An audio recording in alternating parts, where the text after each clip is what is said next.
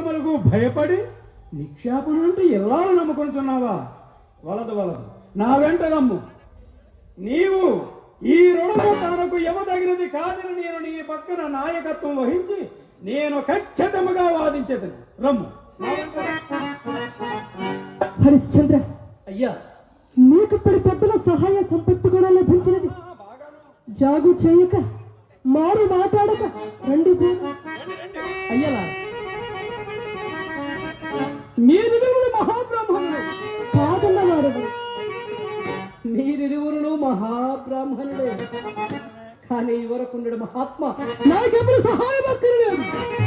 ఏ నాటికైనా నువ్వు నా సత్యమేనన్న రక్షింపవలసిన వాడి ఎంతైనా ధనం వచ్చినను